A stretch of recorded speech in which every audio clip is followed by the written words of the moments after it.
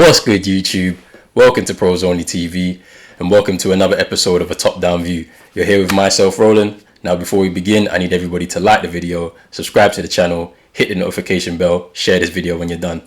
Now, this video is going to be about the Glazers and the whole Glazers out movement, the protests, and everything like that.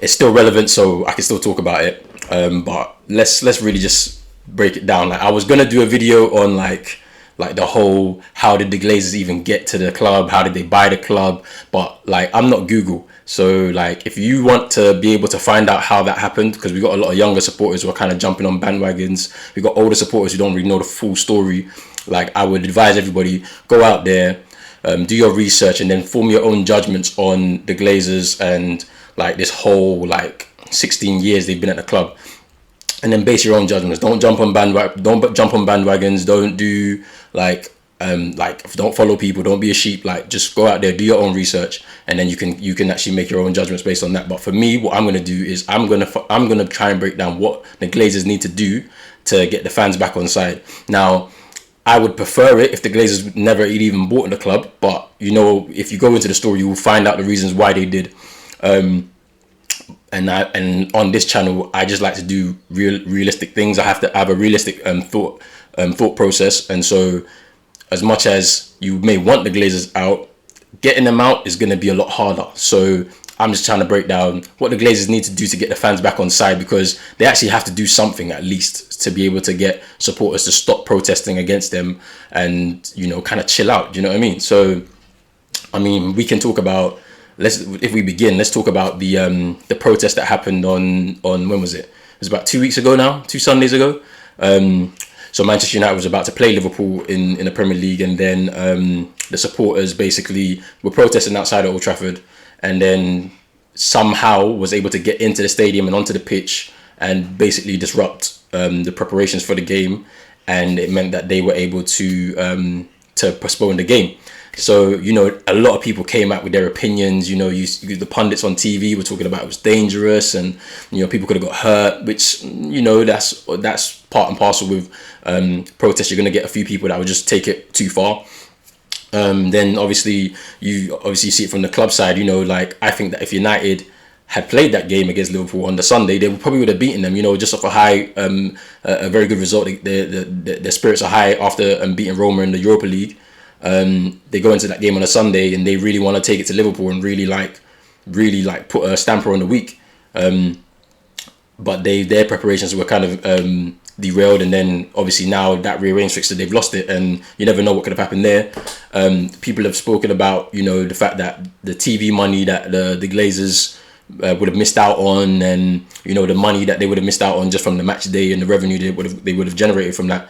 So, you know, we've got that, and then, you know, it's just a number of different reasons why. Like, it has good reasons, it has bad reasons why people went to protest. Me personally, I'm not going to go anywhere to protest against the Glazers. Like, they've been here for 16 years, and people have mentioned that it wasn't the European Super League that kind of, or is not one of the reasons why people are protesting, and it's been building up for 16 years. And, you know, people talk about the green and gold campaign and all of that. That was happening in 2010 when Fergie was here and we were winning trophies and all of this. But definitely the European Super League was a trigger, because at that point, that's when certain supporters of certain clubs started to protest. So when Chelsea were doing their protest, then Arsenal followed suit, and then Spurs as well, and then obviously United followed as well. So it was a trigger. It's not going to be the only reason, but it was definitely a trigger. So we've got that now. We can put that on the side. So let's go into why the Glazers need, or what the Glazers need to do to get the fans back on side. Now, the first and most obvious reason is they need to sell the club, right? And that's easy for me to say, but you got to think about it in a realistic point of view. In order for the club is valued at £4 billion, right? They bought the club for about 750 million. So now they've got themselves a cash cow. This is something, like, now we're speaking from a business perspective. You've bought something for a value, there's all the debts and all of those things that's involved, the interest payments, repayments, that's all involved in that. Cool. But you've bought something that every year generates money, it generates revenue, and to a certain extent, it actually generates a profit too after all the operating costs. So you've got a business in your hands that actually makes you money every year, millions and millions and millions of pounds coming to your bank account, to your family every year, right? And if fans are speaking as if anybody would want to let that go, put yourself in those shoes. If you was a business person and you had a business that generated 500 million pounds of revenue every year and maybe about 250 million pounds in profit, and you got 81 million in terms of a dividend every year, what would you do? You'd never sell that business. So why are people saying they should sell the business because they're taking money out of the club? They're business people. They bought a business to be able to make a return. So this is what's going to happen. Now, I'm not saying that in support of them. I'm just saying that from a realistic standpoint, no business person is just going to just sell their business, especially one that makes money. You usually sell a business that is about to dip, and then you try and get out. Do you know what I mean? But or you can sell it when it's at a certain point and it won't peak past that point or whatever. So, or you've taken it as far as you can take it. So the club's worth £4 billion. What type of money do you think that needs to come into them as an offer for them to even consider selling? Like, 4 billion is not going to be enough. Like, you've got to think about it once again realistically. You have to give them in excess of 4 billion. So they probably need 5, 6, or even 7 billion pounds to be able to even sell the club. Like, and then you're going to say to yourself, who's got that type of money? Like, we can talk about countries, like the Qataris, the Saudis, all these different countries. They have money. They've got very rich people in charge of their countries who have their hands in natural resources and all those things. Right, cool. But who's going to put that money down and also take on the debt? So, like, you buy in the club, right? You're going to also have to take on its debts. Are you going to freely part with several hundreds of millions of pounds to clear the debt of the club and also satisfy the pockets of those that you're trying to buy the club from? I don't think anybody's really willing to do that at this point. So selling the club is an option. Is it a viable one? I don't think so. Now, let's move on to what they should be doing in terms of what they should be doing at a club. Like, so in terms of investing their money, right? Like, this is one thing that's been a big problem within the Glazers ownership. They've not invested their own money into their club. They've been taking from the revenues that the club generates, because before the Glazers came, United were a self-sufficient club. They ran off of their own revenues. They bought players off of their own revenues. They upgraded the stadium off their own revenues. They upgraded Carrington, and they moved training facilities into Carrington off their own revenue. They didn't need anybody to pay for that for them. They grew into this global brand by themselves, just based off of what they were doing on the pitch, and then it became a brand, and then it generated a lot more money. Now, an owner coming into the club, you would expect them to at least invest some of their own funds, and they have not done that, right? So they need to actually take a step and say, we're going to start investing some of our own money that we've been taking out of the club into the club again.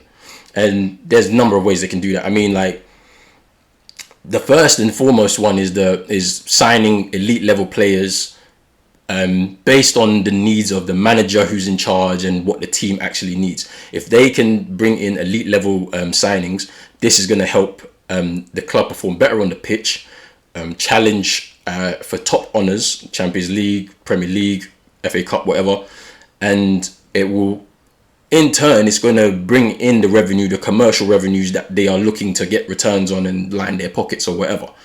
So that's the first and most simplest thing to do. You invest in the team becomes better, it plays better, it wins more games, it wins more trophies, and then you bring in more money. That's a simple thing, right? Now, whether they're going to do that, I don't know, because once again, business. So they look at it as, if we're not going to invest our own money, so we're going to look at the revenue. If it's 500 million pounds, out of that, we're probably about 250 million pounds operating profit. Out of that, let's spend near enough like 100 million. So Chelsea just scored. This is really good. Chelsea just scored anyway, watching the FA Cup final. But all right, let's get back into it. So with that, right, we get these elite level signings and everything kind of propels itself.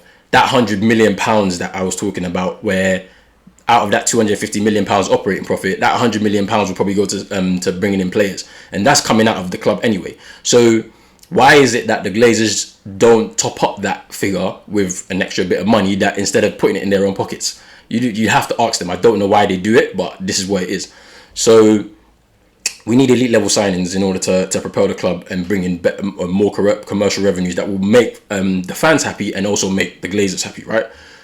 Now, in terms of investing their own money into the club, there's other areas where they should be really investing their money into the club. So I remember there was this whole incident where a whole period of time where we said we was actually going to expand Old Trafford's capacity and upgrade the stadium on all different types of levels.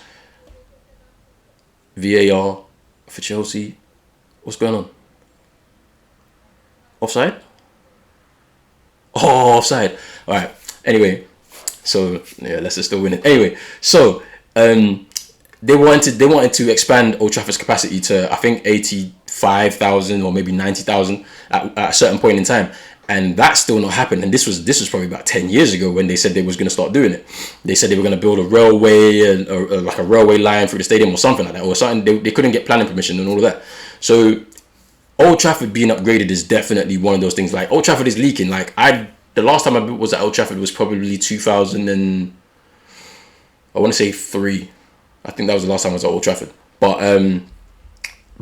people that go there regularly, people that have been there recently, have said that the stadium is leaking.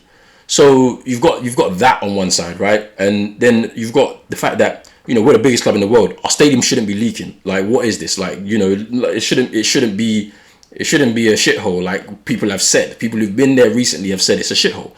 Now, also the fact that we don't have Wi-Fi at the stadium. Like, why is it that we're the biggest club in the world, supposed to be modernized, right? You go to the stadium now, and you wanna be able to be browsing the internet on your phone, and you can't even connect to simple common Manchester United Wi-Fi. How can you not do that? This day and age, big 2021, we can't even connect to Wi-Fi at Old Trafford. It's mad. I don't understand it, but it is what it is. Now, moving on to another way they can invest some of their own money into the club, right? So the women's team, right, it came out this week, right, where Casey Stoney, she's now going to be the ex-manager of the Manchester United women's team, she's resigned, and it's been reported that she's resigned from her role because the women's team haven't been given the adequate facilities, right, to be able to you know, like the training complex, places for them to change, and there was rumors that they're using porta potties and all these things, and I'm thinking to myself, like, come on, man, big 2021 women's football team at the biggest club in the world, they should have their own training facilities, their own changing rooms, their own canteens, their own like massage rooms, physiotherapy, their own gym, their own physiotherapy therapy areas. Like, why is it in big 2021 Manchester United haven't invested in the women's side of it? Yes, okay, we haven't had a women's team. We've had it for maybe the last, 3 years now, or 2-3 years now. They should have all their facilities. We have the money. We should be investing that money into the women's side of the game as well. Like, because they're there. They have a team that is performing well. So you have to invest that money in them. And like, for that, they're very disgraceful, the Glazers, for not even considering that. That is crazy. So, you know, I just believe that they also need to start investing some of that money that they're pocketing back into the club, because you can't be sitting there saying I'm the owner and then you're not putting your money into the club. That is wrong on all levels. So the next thing that they need to do is they need to get a proper structure in the club on the footballing side. So obviously, a few months back, we've seen the club have now tried to modernize their structure, which is something that should have been done years ago. Like, you know, long gone are the days where a manager comes into a side and they are the sole point of contact on all levels. Like, you know, when Fergie came in, he basically created a structure around the club, and you know, it's now been referred to as the United DNA. You know, and it's kind of linked with Matt Busby and the same type of thing he did, right? And like Fergie just basically took that model and modernized it a little bit, and then started like doing things on his own. And it was only later towards his career where he started to delegate more of like his responsibilities onto other people. But still, at that point when he left, the club wasn't modernized. You know, most football clubs in European football, they have a technical director or a director of football, or whatever they call, or however you want to refer to it.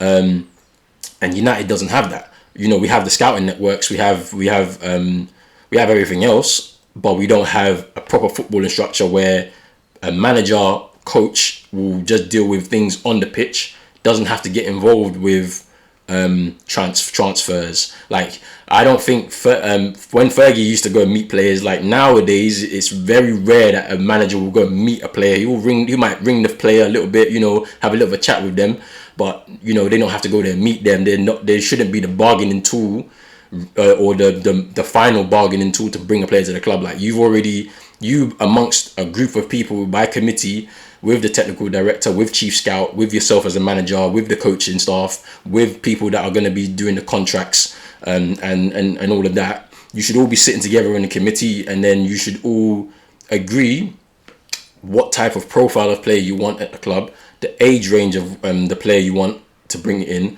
and then the position in which you want to bring them in, right? And then you get your list, and then you go out and you try and find the top target, obviously. But if you can't get the top target, you keep going down the list. So, you know, we've not had that really. It was more like the manager will say, I want this. And it's like he will have a list of targets, and he'll give it to the chief scout who would have already seen it, or and he would have also given it to whomever else is on that committee, or whoever else is involved in that decision making process. So now we've moved on to the role where we've moved on to a new structure where we've got a technical director, and we've got a kind of director of football now. So, and obviously, if I'm going to lend from Gary Neville, we should be, as the biggest club in the world, the way we want to refer to ourselves as, we should be going best in class. Chelsea have lost the final. Leicester have won. Crazy. We should be going for the best in class in terms of bringing in the director of football, technical directors. We've not done that. We've brought in John Murtagh, who's already working at the club and who has progressed in different or various roles throughout the club in the last 8 years. We've got Darren Fletcher, who a couple of months before was brought in as a coach in the current setup, to now all of a sudden be promoted to technical director, and overlooking Nicky Butt, who's been at the club for several years, maybe 10 years, like from a coaching capacity, and went from like an academy coach to being head of the academy, and he's rebuilt our academy. And I feel like, you know, as a result of that, you've seen Greenwood come through, you've seen a number of youngsters come through, and in varying degrees they've either been successful or they're in the middle or they didn't make it. But he's overseen that, and he's not been rewarded for that work by getting the technical director job, where he can now identify players on all levels to bring into the club.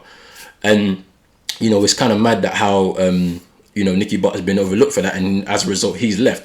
So we've got a structure in the club, but it's not the best that it could have been. Like, I couldn't care less if a person came into the club and they knew the club. I don't care. Like, if the person comes into the club, they should just be able to be competent and really good at their job, and with that they'll be able to bring their expertise into the role where it's going to help propel the club on a level where they've never actually had a structure like this before. But when you're bringing in inexperienced people into these roles, then you're saying to yourself, well, we're going to just try and see how it works, and let's hope and give them some chance to learn. It shouldn't be happening at the biggest club in the world. I can understand it if it was happening at a club like Fulham, or, you know, no offense to Fulham fans, but, you know, a club lower down in the Premier League where you want to give somebody a chance at some work experience, no offense. But, you know, so they can build their skills at our club, we should be getting the guys that already know what they're doing. Ralph Rangnick's, Luis Ocampos's, Monchi's, you know, Paul Mitchell's and all of that. They should be the ones that should be headlining that role. Why are we bringing in Darren Fletcher, who he hasn't got contacts like that across Europe? I don't even know if he speaks another language. He only speaks English. So if he doesn't even speak another language, how are you going to be able to even connect with like players from other places? I would prefer my technical director of football to be speaking Spanish and French and things like that, so you can go out to the continent. You can also like communicate with other agents and really give them a sense of comfortability, because they'll be like, okay, so we've got somebody here who can have a little bit of a link with our player, and and hopefully he'll be able to settle in a little bit faster because he has somebody who reached out to him in his own mother tongue and all of that. It's crazy. So we've got that as well. So we've created a structure, but I don't think the structure is good enough to be able to propel us to the level that we need to be, in line with some of the top European clubs who've already had that structure and had that structure for years. So there's that. Now the Glazers the next thing the Glazers need to do is they need to interact with the fans more. So like, they've been a very, very silent owner in the club for several years. They've not actually interacted with the fans on a level where the fans will feel comfortable. Like, they do a lot of like things on the sly, like certain things are happening, like, and the Glazers, it's not just entirely the Glazers. I think it's just a club in itself. Like, the things that I don't like is when things are going bad, maybe we're having a bad week, then there'll be a news story that will come out, that they kind of feed into the press, or they'll pull on the heartstrings of some of the supporters through nostalgic things, such as clips from old games, or a film of Fergie coming out and things like that. And it's like, those things may irk certain supporters, because me personally, like, it's cool to see some of this nostalgia stuff, but don't do it like as a way to kind of paper over certain things that have been going on. Don't bring in Neil Ashton as a PR guy to spin everything to make it look like everything's all rosy, when we all know that honestly our rivals and City have usurped us this in the last 10 years. They've usurped us. Like,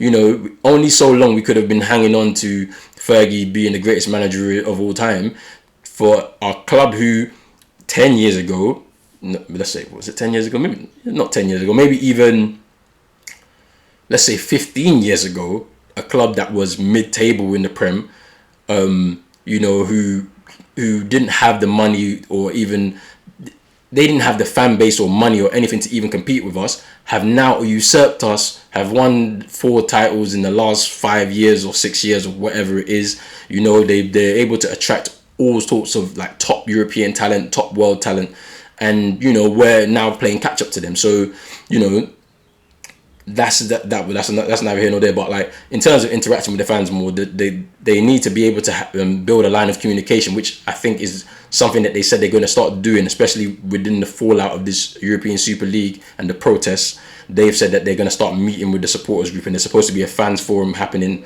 at some point at the end of this month.